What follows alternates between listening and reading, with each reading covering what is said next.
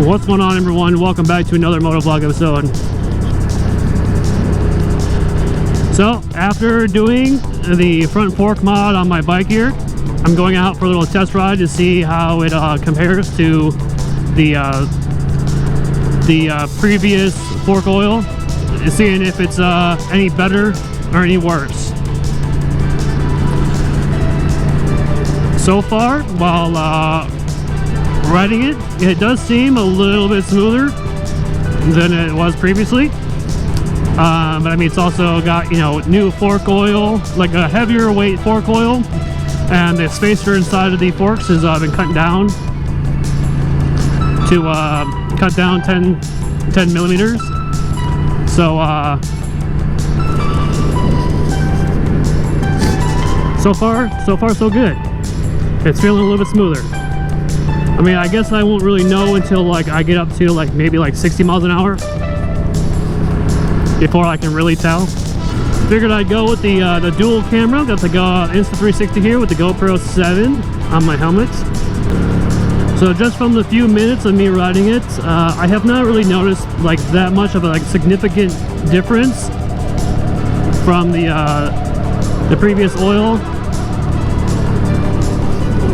And like I said, it feels like just, you know, slightly smoother, where it's not as bouncy, because, you know, cutting down the spacer and putting in heavier weight oil kind of helps, like, you know, dampen the front suspension so it's not as bouncy.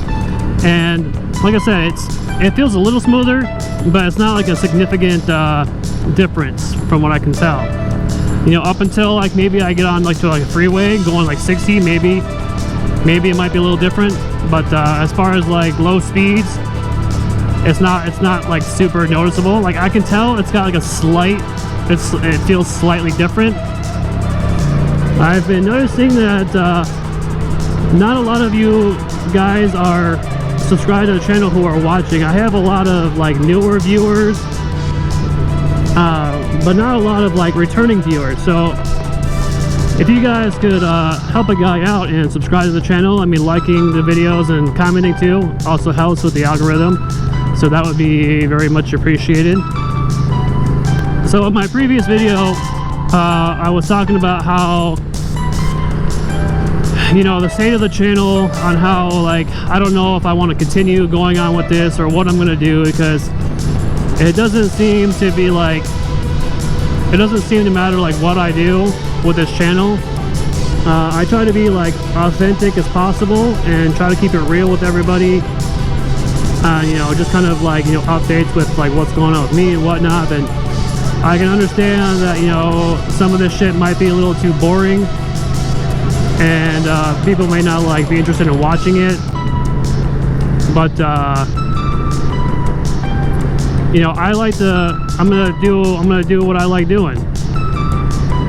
And, you know, doing this channel for the last like 5 years, you know, and I'm like, I don't even have 500 subscribers, is something that's kind of like, it's kind of annoying, because I've been putting so much time into doing this channel, and you know, it's just, I'm not getting much out of return out of this channel. And so it's kind of like disheartening, you know, that's like, you would think after 5 years that I would have more than 500, but it's not looking that way.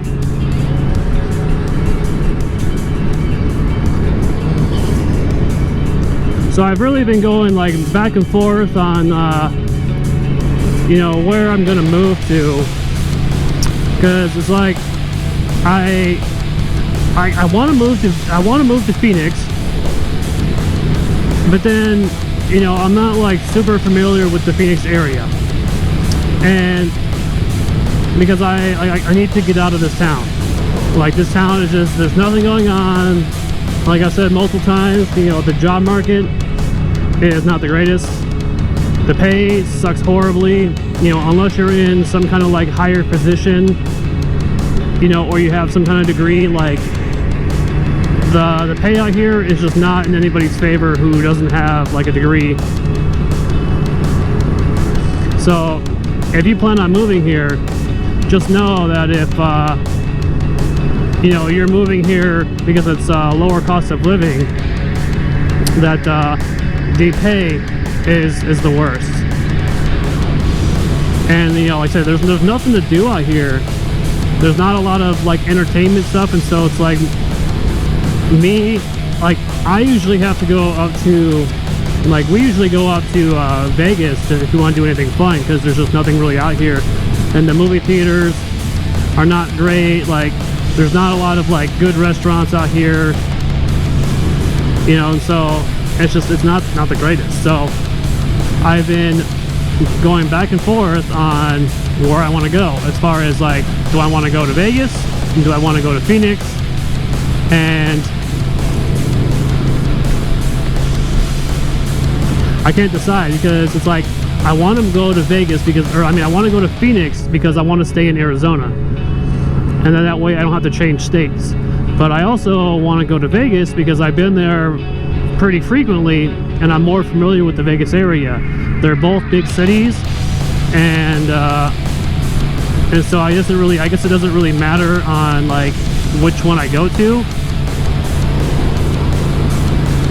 But like I said, I would really prefer to have to stay in. I prefer to want to stay in Arizona if I can.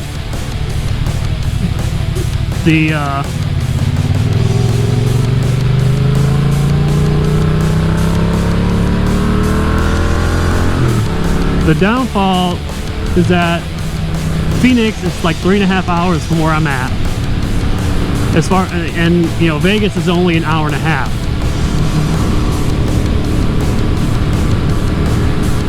So ideally, like Vegas is closer, Phoenix is a little farther away. You know, I want to stay in Arizona. I don't want to change states to go to Vegas. But it's just really hard to choose. I think this might be a dead end. But I mean, both cities are roughly are pretty close in population.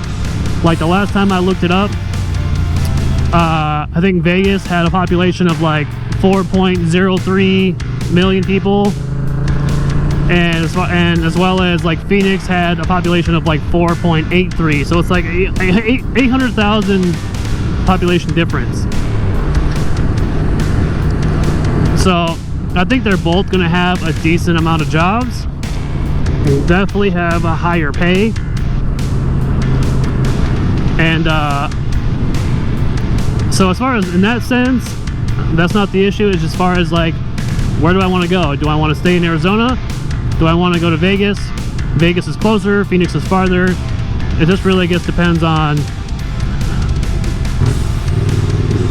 I guess it doesn't really depend on anything. It's just also, you know, they both have, I'm gonna imagine they both have a pretty big bike community. There's more places out there to ride around. Like I said, the bigger biker community, there's like places that you can actually buy, you know, sport bikes and not just Harleys. Because out here we only have one bike dealership, and it's like a Harley / Yamaha / Honda kind of thing. So they mostly have Harleys. There's not a lot of street bikers out here, and you know, the areas to ride is very, very scarce.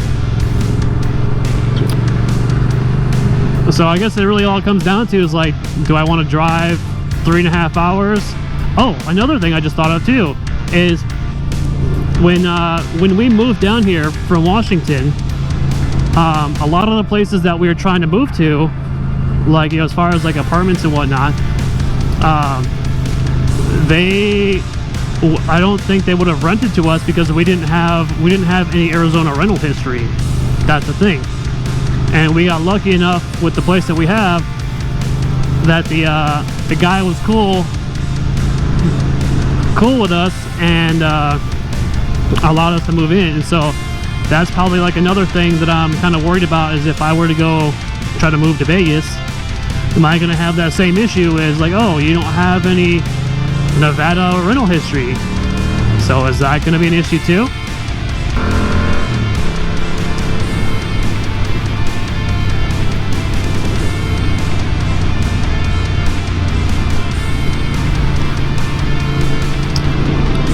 front end does feel a little bit more planted.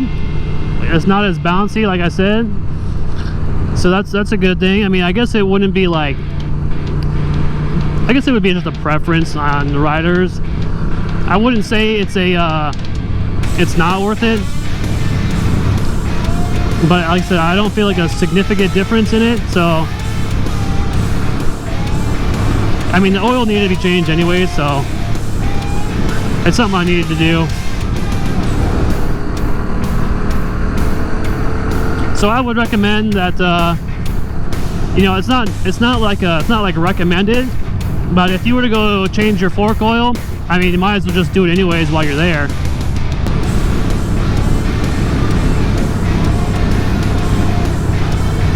All right, it's time to do a little highway pull here to see how well this front suspension is doing.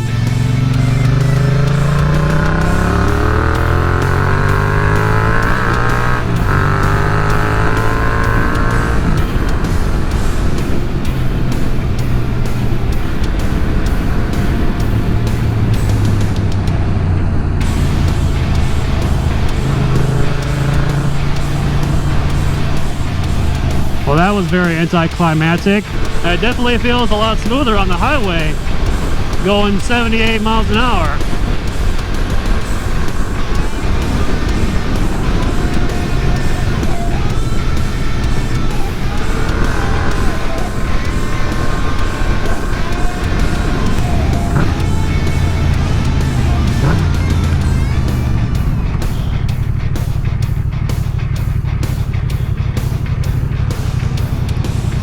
Alright, so for sure at highway speeds, the vibrations in the handlebars are at a minimal, almost non-existent.